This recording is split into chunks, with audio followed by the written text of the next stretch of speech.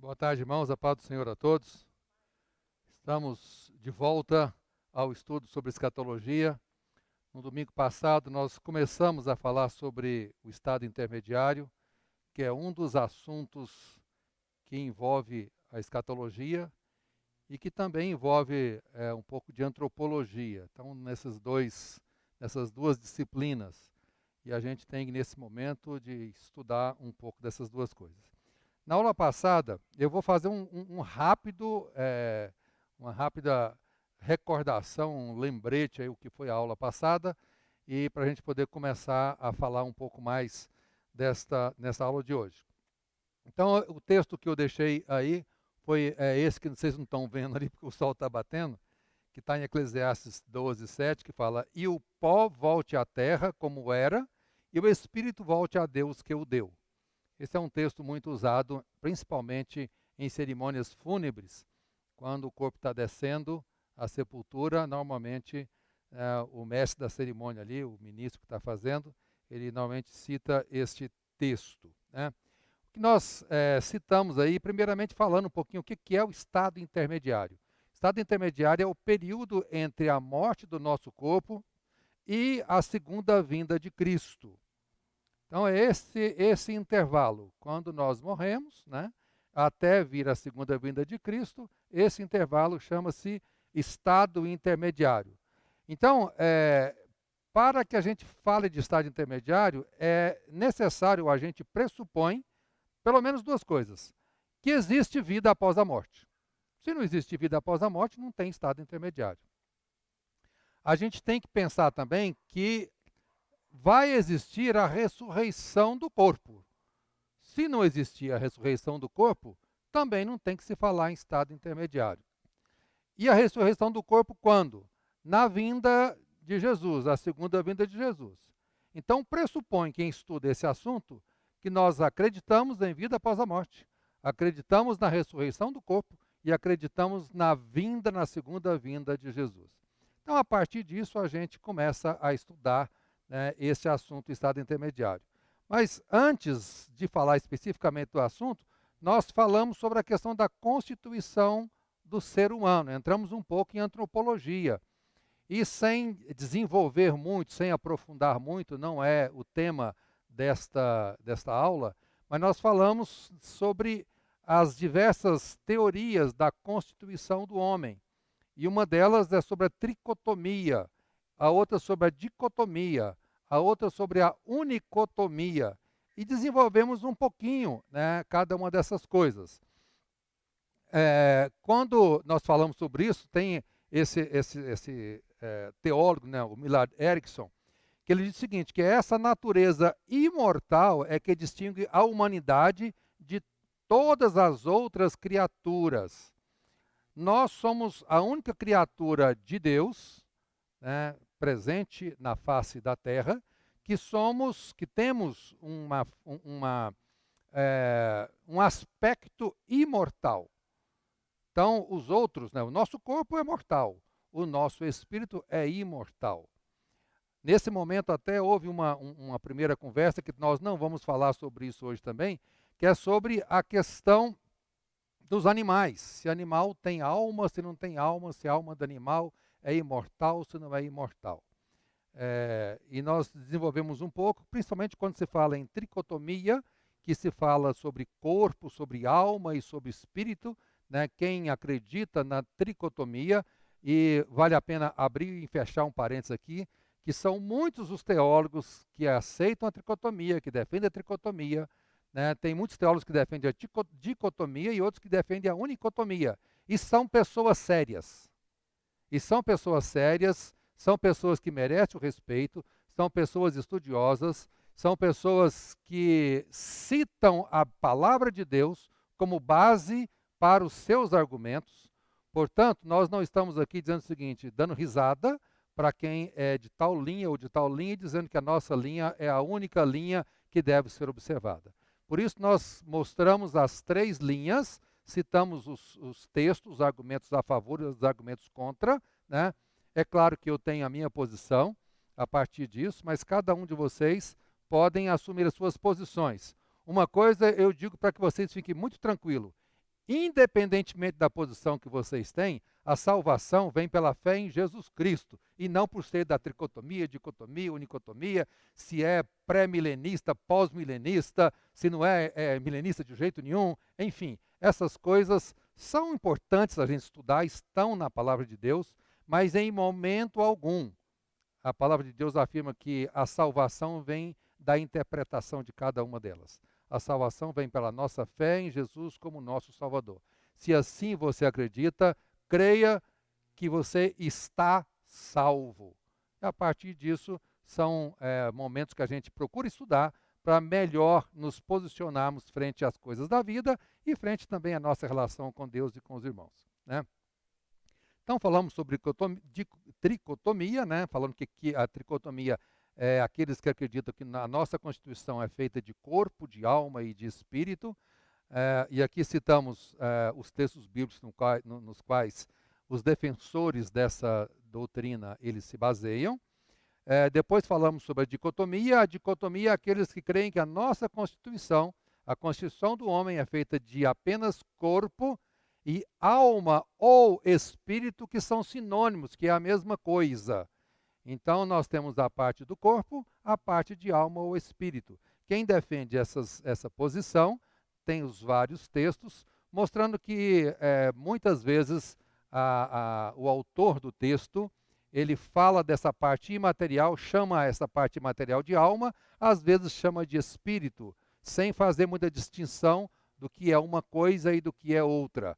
Por isso, eles usam esses textos, dizendo que o ser humano é constituído de corpo, de alma ou espírito.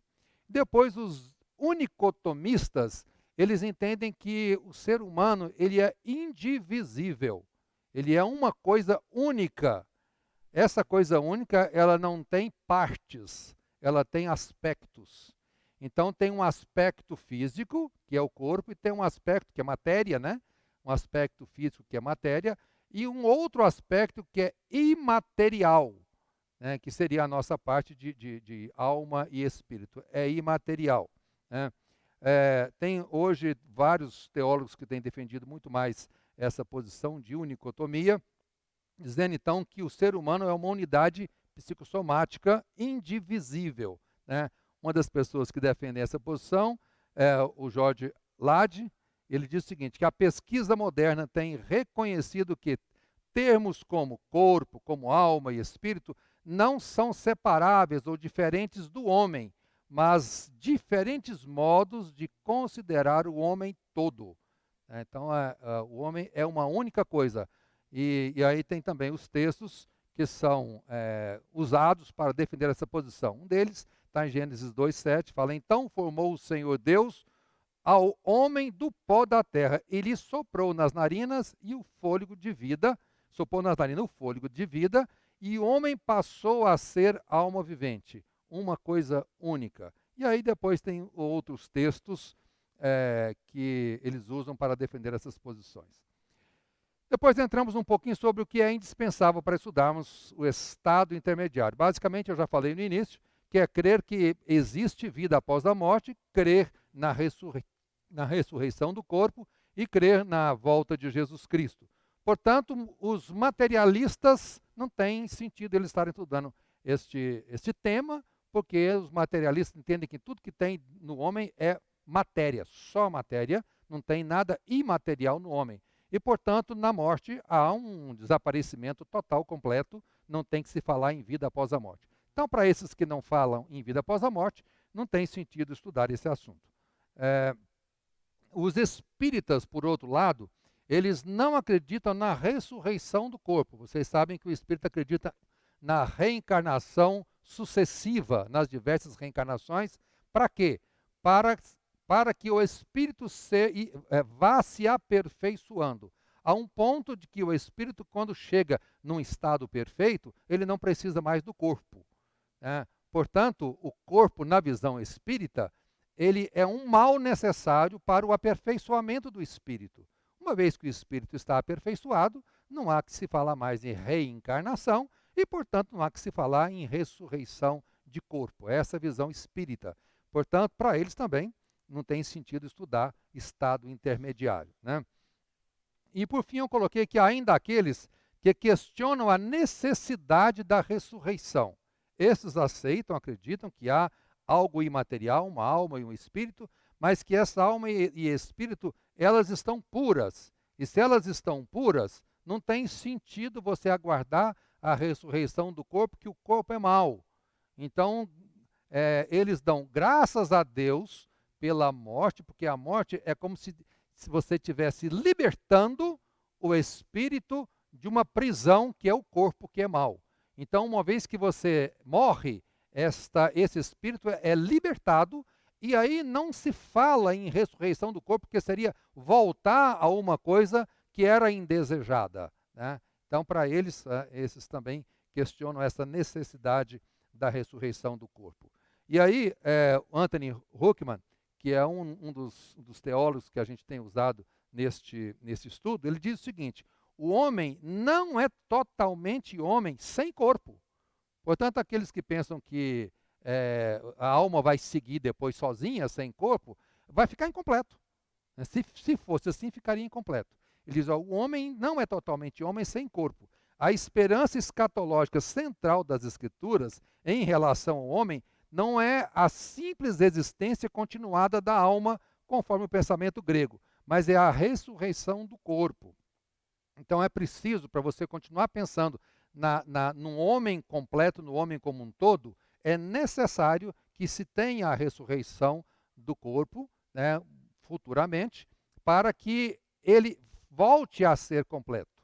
Até os unicontomistas, eles também entendem que a quebra de uma coisa que é inquebrável, que é indivisível, o homem não tem duas partes, ele é uma parte só, mas a morte quebra isso. A morte rompe o que não deveria ser rompido.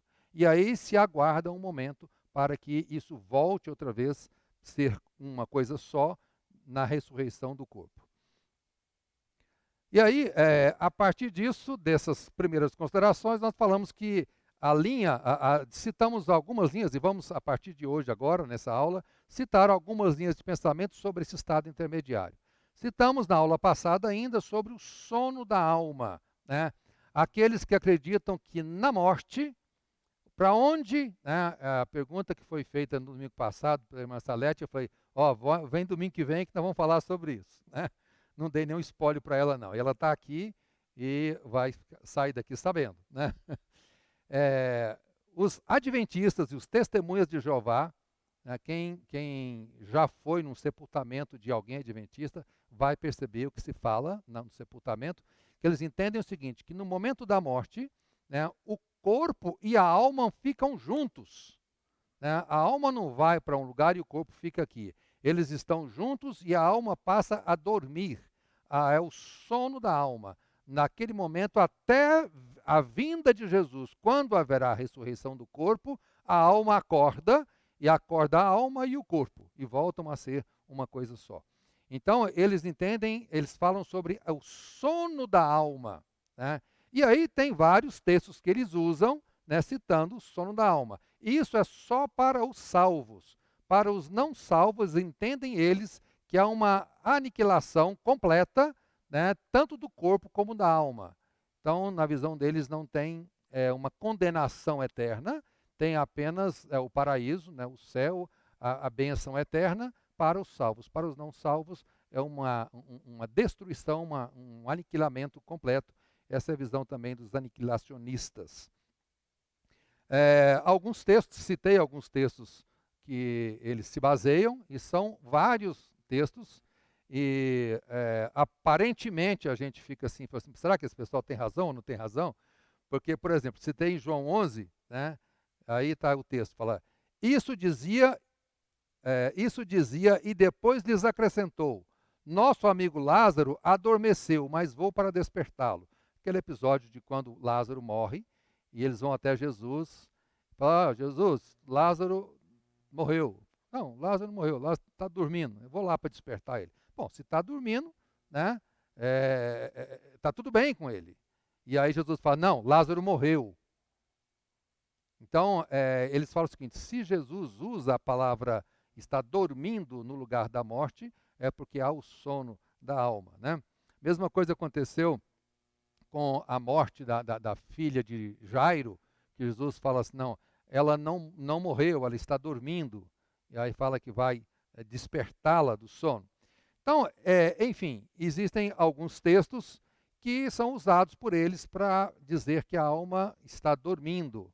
Não há uma continuidade da alma consciente. Ela dorme, ela adormece, ela não tem noção de tempo, não tem noção de espaço, não está consciente depois da morte.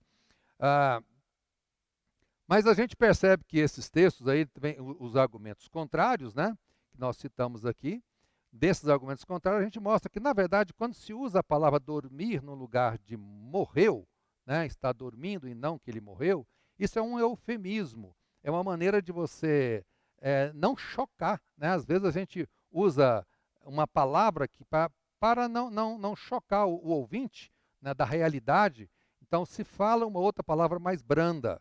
E aqui, quando você olha esses textos, você vê claramente que o que está se fazendo aqui é usando o eufemismo. Não dizendo que a alma está dormindo, mas para não chocar, para não dizer morreu, usa-se está dormindo. Né? E aí nós citamos alguns textos que mostram bem o contrário disso. Né? Citamos Filipenses 1:23, quando Paulo está numa dúvida enorme. Né?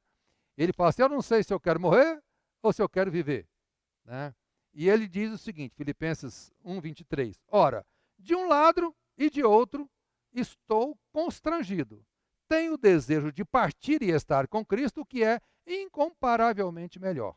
Mas depois ele fala, mas também eu preciso ficar no corpo, porque eu tenho muito que fazer ainda. Eu tenho muitas almas a levar a Cristo ainda. Então ele fala, eu quero partir, mas eu acho que eu devo ficar.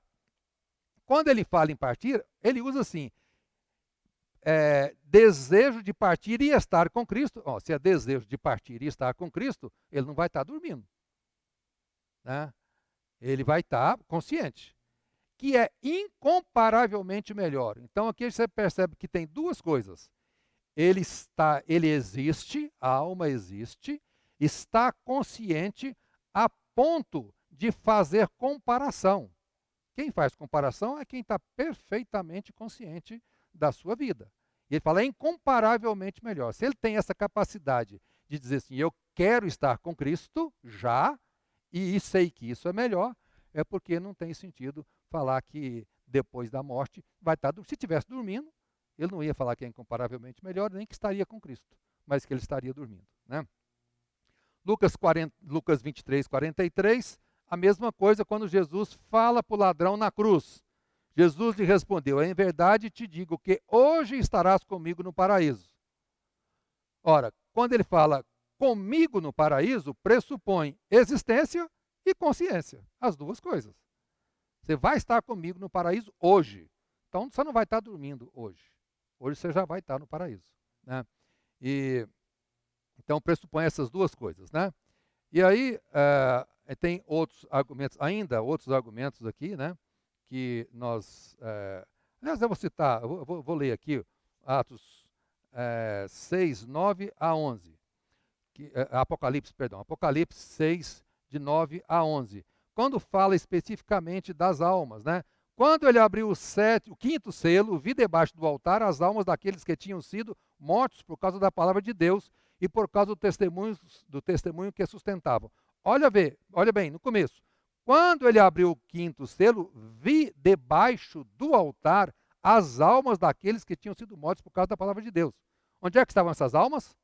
Debaixo do altar. Não estava dormindo lá no sepulcro junto com o corpo. Estava debaixo do altar. E eles estavam conscientes, veja logo em seguida, clamaram em grande voz dizendo, até quando, ó soberano Senhor, santo e verdadeiro, não julgas nem vingas o nosso sangue dos que habitam sobre a terra? Eles não somente estavam vivos debaixo do altar, mas estavam fazendo um questionamento com Deus. Deus, está na hora de você vingar da nossa morte, né, o nosso sangue. Então eles estavam conscientes, absolutamente conscientes. Estavam, portanto, lá no céu. Né? Então, as almas destes estão debaixo do altar. Essas almas estão bem conscientes, né, a ponto de estarem reivindicando uma ação vingativa de Deus. Portanto, nenhuma base para o sono da alma, né? Depois nós vamos entrar aqui no aspecto, né, que é a outra visão, né, do estado intermediário, que é a visão católica romana, a visão do purgatório. Dentro dos católicos romanos, essa é a visão bastante difundida, muito embora nós não temos visto na prática, né, crenças nesta doutrina. Primeiramente, o que fala a doutrina? Após a morte do corpo, a alma vai para o purgatório e lá fica presa a fim de purgar os pecados ainda existentes. Após um tempo purgando os pecados, a alma se torna pura e liberta e pode ir para o céu. Esta doutrina, nós não encontramos nenhum argumento bíblico nela. Por mais que ela possa até parecer interessante, principalmente para aquelas pessoas que nós amamos tanto, e que às vezes você fala assim, mas esse cara aqui, ele não me parece que ele teve uma vida muito reta diante de Deus, mas eu gosto tanto dele, eu queria que ele fosse para o céu. Aí ele morre e a gente fica intercedendo a Deus. Deus, tem misericórdia dele. Sei que ele não foi muito legal, mas ajuda aí, né? Dá uma chance a mais, tal, né? Essa coisa pode até parecer legal, bonitinha para nós que amamos os nossos queridos e não gostaríamos de maneira nenhuma que eles não fossem para o céu, né? E às vezes temos a vontade até de estar pedindo a Deus por essas pessoas que se foram. Então, na visão católica romana, a mancha de pecado numa alma, mesmo em estado de graça, impede de estar na presença de Deus. Mas ele dá o purgatório como remédio, até que a alma seja santificada o suficiente para entrar na presença de Deus. E isto é um grande ato de misericórdia. Essa é a visão católica romana. Então, embora essa ideia já exista desde o século IV, por aí, né, ela tomou forma nos séculos XV e XVI, nos concílios de Florença e de Trento. Portanto, se passou aí mais de 1000 anos sem se falar nessa doutrina, e depois ela voltou com força, e aí foi incluída, né, dentro da doutrina católica romana. Então, são duas coisas que a Igreja Católica Romana fala a respeito do purgatório. As almas dos justos, que no instante da morte ainda estão marcadas por pecados veniais ou por penas temporais devidas pelo pecado, vão para o purgatório. Os fiéis vivos, nós que ficamos, que não morremos ainda, os fiéis vivos, podem ajudar as almas do purgatório por meio de suas intercessões, dos seus sufrágios. Então, esta é a visão. E se vocês se lembram, né, um pouquinho antes da Reforma Protestante, um dos pontos cruciais da Reforma Protestante foi contestar fortemente essa doutrina do purgatório, né, na figura de Lutero. Lutero, que era um monge católico romano, ele contesta isso, e naquele momento estava tendo um levantamento de recursos para construir a Basílica de São Pedro. E aí você vendia a indulgência, dizendo o seguinte: se você comprar essa indulgência, né, a pessoa que você está intercedendo por ela, ela vai sair do purgatório e vai direto para o céu. Tá? Então você comprava o céu, né, comprando indulgências, né? Então isso aconteceu, não é invenção, isso aconteceu, e Lutero se levanta fortemente contra essa doutrina, e ele usa até termos bastante radicais, assim, Tetzel, que era o padre que era responsável por fazer essa arrecadação de dinheiro, ele dizia o seguinte: tinha um cofre, né, para você colocar a moeda, e ele dizia assim: tão logo o tintilar da moeda caia no piso do cofre, a alma do seu ente querido sai do purgatório e vai para o céu, né? E aí Lutero vem e fala assim: tão logo o tintilar da tua moeda caia no fundo do cofre, né, a alma desse ente querido seu que está no purgatório vai totalmente para o inferno, né?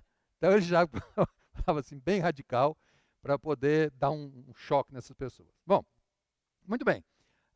A declaração do apóstolo Paulo, Filipenses 1:23, que nós lemos: ora, de um lado e de outro estou constrangido, tendo o desejo de partir e estar com Cristo, o que é incomparavelmente melhor. E aí depois do ladrão na cruz, né? Jesus lhe respondeu, em verdade te digo que hoje estarás comigo no paraíso, portanto, partir e estar com Cristo, e hoje estarás comigo no paraíso, pressupõe acesso imediato ao céu e não um tempo purgando os pecados. Então, em todas as duas citações, elas contestam, né, a não existência de um purgatório. Quer dizer, no momento em que você morre, você vai imediatamente para o céu, assim defende o próprio Jesus, fala isso com o ladrão, e quando Paulo fala a mesma coisa. Romanos 8:1, eu gosto demais desse texto e uso ele para diversas situações. Ele diz o seguinte: agora, pois, já nenhuma condenação há para os que estão em Cristo Jesus. Ora, se não há nenhuma condenação para os que estão em Cristo Jesus, você vai fazer o que no purgatório? Purgar o quê? Ou você está em Cristo Jesus e não tem nenhuma condenação mais, você vai para o céu, ou você não está com Cristo Jesus e também não tem nenhum purgatório para você estar purgando o seu pecado, você vai para o inferno.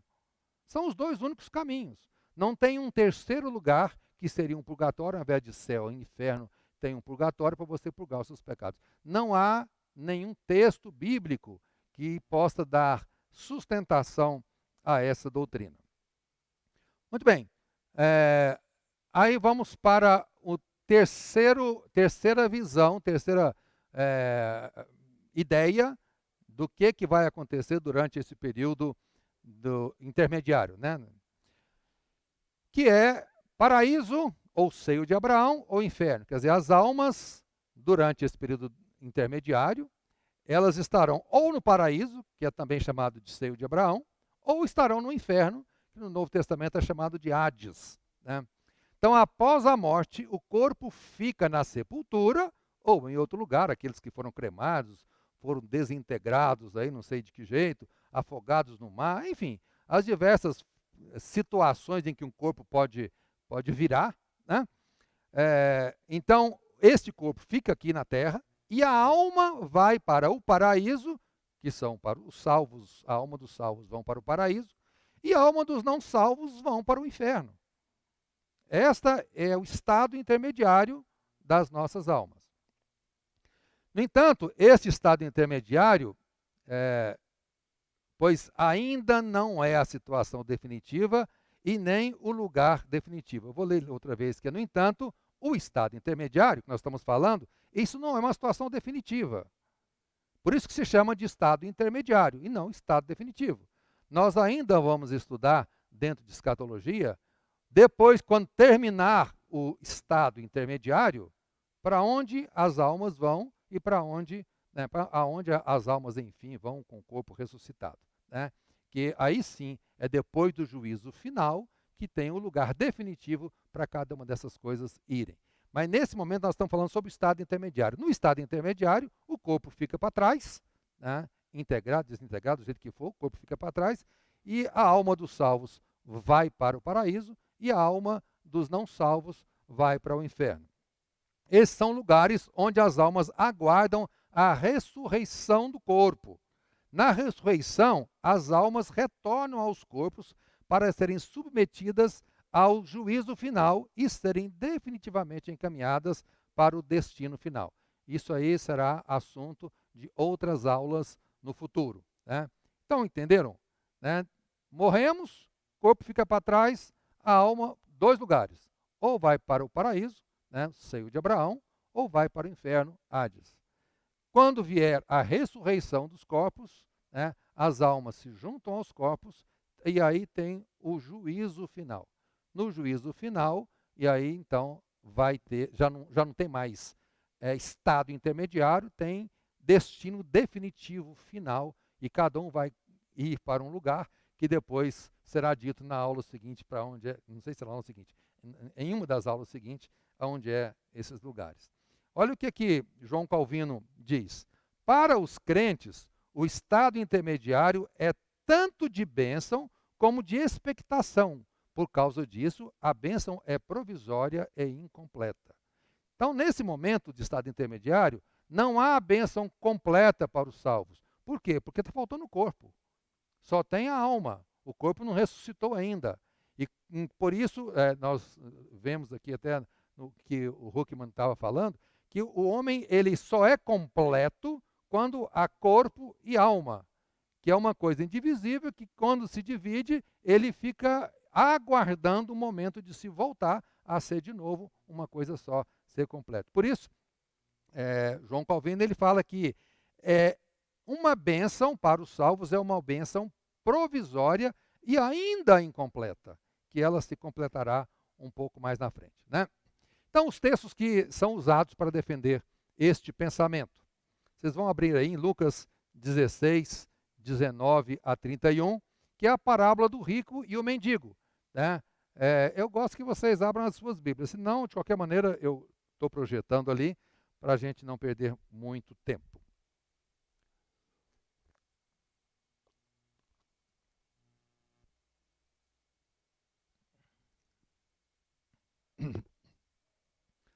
Ora, havia certo homem rico que se vestia de púrpura e de linho finíssimo e que todos os dias se regalava esplendidamente. Havia também certo mendigo, chamado Lázaro, coberto de chagas, que jazia à porta daquele. E desejava alimentar-se das migalhas que caíam da mesa do rico, e até os cães vinham lamber-lhe as úlceras. Aconteceu morrer o mendigo e ser levado pelos anjos para onde? Para o seio de Abraão. Morreu o mendigo, foi levado pelos anjos para o seio de Abraão. Morreu também um rico e foi sepultado. No inferno, olha para onde é que o rico foi. No inferno, estando em tormentos, levantou os olhos e viu ao longe a Abraão e Lázaro no seu seio. Então, clamando, disse: Pai Abraão, tem misericórdia de mim, e manda a Lázaro que molhe em água a ponta do dedo e me refresque a língua, porque estou atormentado nesta chama. Eu deixei em vermelho ali citado Pai Abraão, porque é um pouco de ironia, né? Aqui, essa parábola está se falando de judeus. Judeus faz questão de dizer: eu sou filho de Abraão, no sentido de que sou filho de Abraão, estou salvo. E Jesus conta essa parábola e deixa o cara que está no inferno olhar para Abraão e falar: Pai Abraão. Jesus já tinha dito: Abraão não é o pai de vocês, coisíssima nenhuma, né? E Jesus dá uma boa repreendida nos fariseus, etc.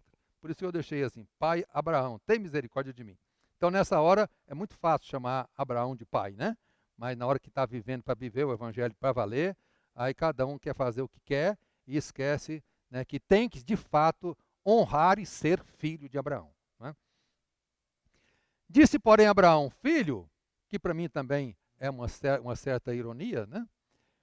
Filho, lembra-te de que recebeste os teus bens em tua vida, e Lázaro igualmente os males. Agora, porém, aqui ele está consolado, tu em tormentos. E além de tudo, está posto um grande abismo entre nós e vós, de sorte que os que querem passar daqui para vós outros não podem, nem os de lá passar para nós.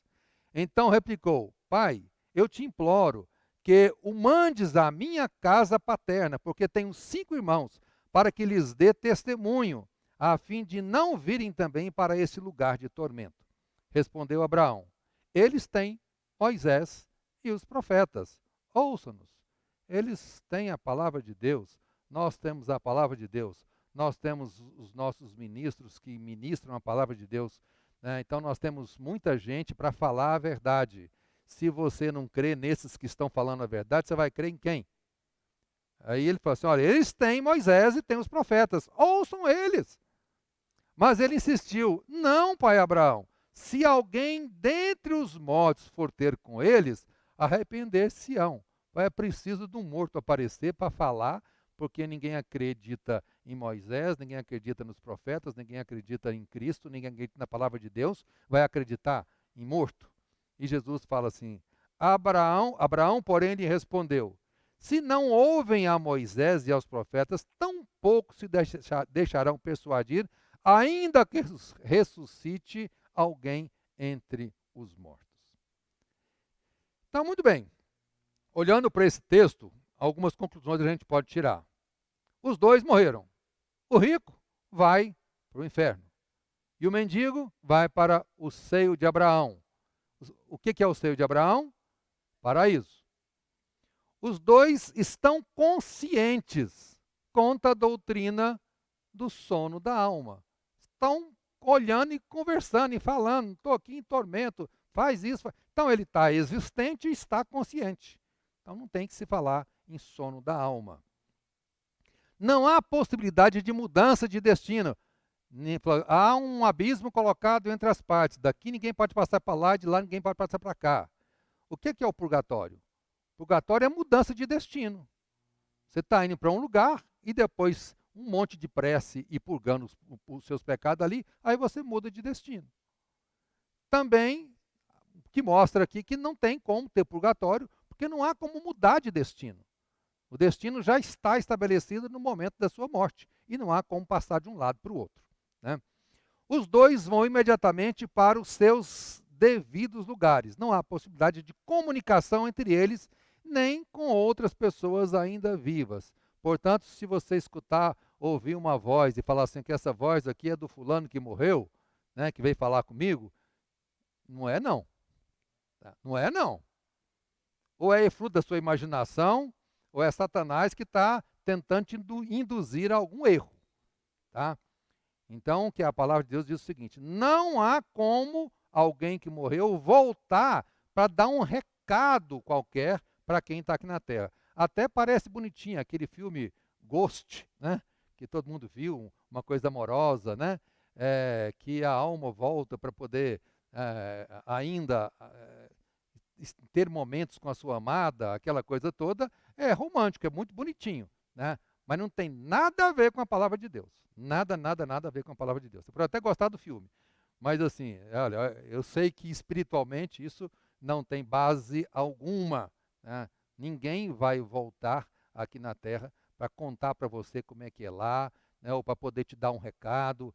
Ah, tem aquela coisa que eu incorporei, né? O espírito não sei de quem, estou falando com você, né? Bobagem. Isso ou é fruto da sua imaginação, ou é ação demoníaca. Repreenda em nome de Jesus e siga adiante. Ainda outros textos que sustentam a ideia de que na morte você tem o paraíso e você tem o inferno. Lucas 23, de 39 a 43. Os dois malfeitores na cruz. Um dos malfeitores crucificados blasfemava contra ele, dizendo: não és tu o Cristo? Salva-te a ti mesmo e a nós também. Respondeu-lhe, porém, o outro. Respondendo-lhe, porém, o outro repreendeu, dizendo: nem ao menos temes a Deus, estando sob igual sentença? Nós, na verdade, com justiça, porque recebemos o castigo que os nossos atos merecem, mas este nenhum mal fez. E acrescentou: Jesus, lembra-te de mim quando vieres do teu reino. Jesus lhe respondeu: em verdade te digo que hoje estarás comigo no paraíso. Tem uma coisa muito interessante que eu vejo assim, a conversão desse malfeitor. Às vezes a gente usa a palavra ladrão, né? Mas acho que não tem nenhum texto que fala em ladrão, fala em malfeitor. Mas enfim, esse malfeitor que está lá do lado de Jesus, ele inclusive fala assim: Jesus, lembra-te de mim. Primeiro que ele fala com o outro, né? Você nem teme a Deus, ó, mostrando que Jesus é Deus. Ele cria que Jesus é Deus. Nem ao menos temes a Deus estando na mesma sentença de morte, né? E depois ele fala: Jesus, lembra-te de mim quando vieres do teu reino. Mas Jesus estava indo. Você sabe o que ele está dizendo aqui? Eu acredito na ressurreição. Ele não estava nem pensando que ia estar com Jesus hoje. Fala assim: ó, eu sei que eu vou morrer, vou ficar aqui e tal, mas quando tu vieres na sua segunda vinda, lembra-te de mim. Fala assim: ó, é mais do que você está pensando, eu vou te dar mais do que você está querendo. Não é quando eu vier na segunda vinda que você vai estar comigo. Você vai estar comigo hoje. Hoje estarás comigo no paraíso, né? Então, veja bem, o malfeitor, ele crê que Jesus é Deus, e crê, inclusive, na segunda vinda de Jesus, na ressurreição dos mortos, né? Em verdade te digo que hoje estarás comigo no paraíso. Hoje derruba o argumento do purgatório. Então, você não vai para o purgatório, você vai hoje estar comigo, né? E estarás comigo derruba o argumento do sono da alma. Se a alma está dormindo, você não vai estar com ele, né? Então, os adventistas, aqui é uma coisa bem interessante que a gente tem que tomar muito cuidado, porque os adventistas pegam esse texto e faz uma mudança de pontuação nele para justificar, né, a sua crença. E aí o que eles falam? Que esse texto, na verdade, a tradução ficou errada. Que a tradução certa desse texto é assim: em verdade te digo hoje que estarás comigo no paraíso. Eu estou te dizendo hoje, não é que estou dizendo que hoje você vai estar comigo no paraíso. Hoje eu estou te afirmando que um dia você estará comigo no paraíso. Tá? Então, os adventistas, eles mudam a pontuação desse texto para justificar, né, a doutrina do sono da alma. Para pensar, o Wilson deve estar ali fora, eu queria que o Wilson estivesse aqui dentro, porque no domingo passado ele fez uma colocação e eu queria que ele ouvisse isso, né? Vê se você acha o Wilson ali. Eu acho que é interessante ele escutar isso, né? Em 2 Coríntios 12, de 2 a 6, diz assim, Paulo falando sobre uma experiência que ele teve. Ele fala, conheço um homem em Cristo que há 14 anos foi arrebatado ao terceiro céu, se no corpo ou fora do corpo, não sei, Deus o sabe, e sei que tal homem, se no corpo ou fora do corpo, eu não sei, Deus o sabe, foi arrebatado ao paraíso e ouviu palavras inefáveis, as quais não é lícito ao homem referir. Eu, Wilson, estou falando sobre o paraíso, sobre o terceiro céu, né, que foi comentado no domingo passado. Então, 2 Coríntios 12, de 2 a 4. Paulo, ele fala o seguinte, conheço um homem que há 14 anos foi arrebatado até o terceiro céu. Paulo foi para o terceiro céu. Tá? O versículo 4, ele foi repetir isso, ele fala, no versículo 4 ele fala, foi arrebatado ao paraíso. Então, por esse texto, o que é primeiro céu, o que é segundo céu, não me pergunte, porque eu não sei. E se tem mais do que 3 céus, eu também não sei. Mas nesse texto, o que a gente pode concluir é que se ele foi arrebatado ao terceiro céu, e depois ele fala que ele foi arrebatado ao paraíso, o terceiro céu é o paraíso. Quando Jesus fala para o ladrão na cruz, hoje estarás comigo no paraíso, e quando ele fala lá com o mendigo e com Lázaro, que o mendigo foi para o seio de Abraão, que é o paraíso, então, com essas coisas, eu concluo que na nossa morte, a morte dos salvos, a alma vai para o paraíso, que é o terceiro céu, né? Por que chama isso, eu não sei, né? Mas se pudéssemos fazer alguma classificação, a Bíblia não fala e não descreve nada sobre o primeiro e o segundo céu. Talvez seja alguma coisa como o primeiro, quer dizer, o céu que nós enxergamos aqui, as nuvens, onde os passarinhos estão voando, é uma coisa mais próxima de nós, né? E um segundo céu talvez fosse alguma coisa que está mais o cosmos, que está acima da atmosfera, que está longe, que são coisas físicas. E quando fala em terceiro céu, ele está falando de uma coisa absolutamente espiritual, aonde está o trono de Deus, inclusive quando fala lá em Apocalipse, via a alma desses que estavam embaixo do trono, e fala que essa alma dos que estavam embaixo do trono, elas estavam no paraíso. Então, por esses textos, a gente acredita e entende que o paraíso, né, ou o terceiro céu, é para onde a alma dos salvos irão após a morte. Né? Eu coloquei só lá, será o terceiro céu o paraíso? Por esse texto, parece que é. Né? Mas, repito, não há tantos textos assim que a gente possa criar uma doutrina em cima dela. Né? A exegese, ela impõe muito essa regra, né? Que você não pode criar nenhuma doutrina em cima de um texto único. Você tem que ter pelo menos 3 textos em lugares diferentes, citado por autores diferentes, falando coisas semelhantes, para a partir daí você começar a criar alguma doutrina. Portanto, não vamos criar nenhuma doutrina nisso, não. Fica aí só como para pensar. Né? Para pensar. Ainda outros textos que sustentam essa ideia. Né? Filipenses 1, 23. Ora, de um lado e de outro estou constrangido, tendo o desejo de partir e estar com Cristo, que é incomparavelmente melhor. Partir e estar com Cristo pressupõe uma ida e um acesso imediato. Ele não fala, eu quero partir para ficar dormindo. Eu quero partir para um dia, quem sabe, na volta de Cristo estar com ele. Ele fala, não, eu quero partir para estar com ele imediatamente, derrubando, portanto, a doutrina do sono da alma e a doutrina do purgatório. Você não vai ficar lá no purgatório esperando um dia estar com Cristo. Eu quero partir e estar com ele hoje imediatamente. E quando ele fala que é incomparavelmente melhor, né, também pressupõe a existência da alma, portanto, derruba a doutrina do sono da alma, né, a existência e a consciência dessa alma. Mas eu vou citar aqui mais uma ideia sobre esse estado intermediário, e basicamente eu encerro a aula com essa última ideia. Essa é uma ideia que não é muito difundida. O Gerard van der Leeuw é um holandês que ele estuda muito sobre fenomenologia da religião, é um teólogo, etc. Esse já faleceu.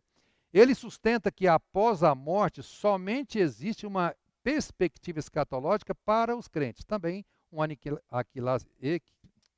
aniquilacionista, né? Para aqueles que não são salvos, acabou, não tem mais nada. Morreu, acabou tudo. Né? Ele também defende essa ideia. Mas para os salvos, ele diz o seguinte, ele rejeita a ideia de que exista algo do homem que continue após a morte. O homem morre totalmente, corpo e alma. Deus não cria nosso corpo ressurreto a partir de alguma coisa, como por exemplo, nosso espírito ou nossa personalidade. Mas ele cria uma nova vida do nada, de nossa vida aniquilada e destruída. Ele crê numa vida pós a morte, mas que ela não é uma sequência do que é hoje. Não é uma sequência da nossa alma, do nosso espírito que é hoje. Então ele fala, não, morreu a alma, morreu o corpo, morreu tudo. Mas um dia Deus vai fazer nascer uma outra coisa nova, né? Alma, espírito, corpo novo, que não depende desse, que não deriva desse, que não vem desse. É uma coisa nova. Né? Então, é isso, ele defende. Aí dentro da teoria dele tem uma série de coisas, como ele fala, o corpo não pode morrer, a alma não morrer, porque senão a alma seria algo mais importante do que o corpo, e Deus, quando faz o corpo perfeito, portanto, ele não pode ser inferior à alma, então quando morre, ou morre as duas coisas, ou não morre ninguém. Né? Ele então entra bastante por essa linha. Então, concluindo aí a nossa aula sobre o estado intermediário, fazendo algumas recapitulações e conclusões. Primeiro, o estado intermediário é o período de tempo entre a morte do corpo físico e a segunda vinda de Cristo. No estado intermediário, os salvos estarão no paraíso, no terceiro céu, e os não salvos no inferno ou no Hades. Né? Lá no Velho Testamento, o inferno tem outro nome, mas nós vamos ficar só com isso aqui para a gente não entrar muito em outros termos. No estado intermediário, o corpo estará temporariamente separado da alma. Então, o corpo ficou, a alma vai. Está temporariamente separado. Né? Por isso, esse estado intermediário ele é incompleto e provisório. Não é o nosso estado final definitivo. O estado final e definitivo, ele vem depois, somente após a ressurreição do corpo e, consequentemente, a reunificação do corpo e da alma é que teremos o juízo final. E a partir daí, né, no juízo final, será determinado o local definitivo de cada um. Eu vou jogar um espólio aqui só, mas depois nós vamos ter uma aula especificamente sobre isso, para a gente detalhar um pouco mais isso. Mas você vai abrir sua Bíblia aí, em Apocalipse 21, de 1 a 7. Eu falei, Apocalipse 21, de 1 a 7, lá no finalzinho.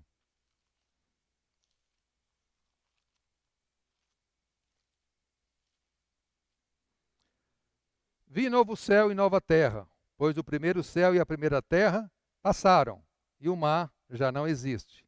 Vi também a cidade santa, a nova Jerusalém, que descia do céu da parte de Deus, ataviada como noiva, adornada para o seu esposo. Então ouvi grande voz vinda do trono, dizendo: Eis o tabernáculo de Deus com os homens. Deus habitará com eles. Eles serão povos de Deus, e Deus mesmo estará com eles.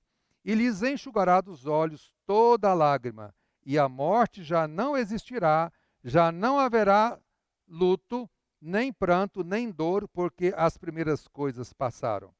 E aquele que está assentado no trono disse: Eis que faço nova todas as coisas. E acrescentou: Escreve, porque essas palavras são fiéis e verdadeiras. Disse-lhe mais: Tudo está feito. Eu sou o Alfa e o Ômega, o primeiro e o fim. Eu, a quem tem sede, darei de graça da fonte da água da vida. O vencedor herdará estas coisas, e eu lhe serei Deus, e ele me será filho. Né? Então, os salvos, depois do estado intermediário, eles vão para onde? Né? Novo céu e nova terra. Então, depois do juízo final, os salvos estarão neste lugar que é o novo céu e nova terra. E ainda Apocalipse, agora Apocalipse 20, né? 11, de 11 a 15. Apocalipse 20, de 11 a 15. Vi um grande trono branco e aquele que nele se assenta, e cuja presença fugiram a terra e o céu, e não se achou lugar para eles. Vi também os mortos, os grandes e os pequenos, postos em pé diante do trono. Então se abriram livros. Ainda outro livro, o livro da vida, foi aberto.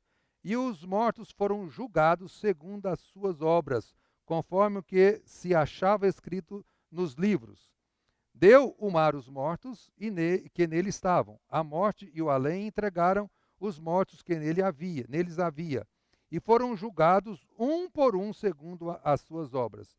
Então a morte e o inferno, escuta isso aqui. Então a morte e o inferno foram lançados para dentro do lago do fogo. Esta é a segunda morte, o lago do fogo. Portanto, os que morreram sem Cristo vão para o inferno. E a pergunta é: tem alguma coisa pior do que o inferno? Tem. O lago do fogo. Até o inferno foi para lá. Né? Até o inferno foi jogado no lago do fogo. Então, falando do juízo final, sobre os dois destinos finais, os salvos, né, irão para novo céu e a nova terra, conforme descrito em Apocalipse 21, e os não salvos para o lago do fogo, que também descrito aqui em Apocalipse, que nós acabamos de ler. Parece que esse lugar é ainda pior do que o inferno, pois até o inferno foi lançado no lago do fogo. Então, se alguém perguntar para você se existe algo pior que o inferno, você pode falar que existe. E se existe algo melhor do que o paraíso, você pode falar que existe também. É o novo céu e nova terra, porque nós estaremos lá no paraíso só provisoriamente. Depois vem uma coisa melhor ainda para a gente. Né? Então nós terminamos aqui com essas palavras, né, na esperança, na certeza de que todos nós iremos para o paraíso, se acaso morremos antes da volta de Cristo, senão já iremos gozar do novo céu e nova terra eternamente com o nosso Senhor Jesus Cristo. Amém? Deus nos abençoe.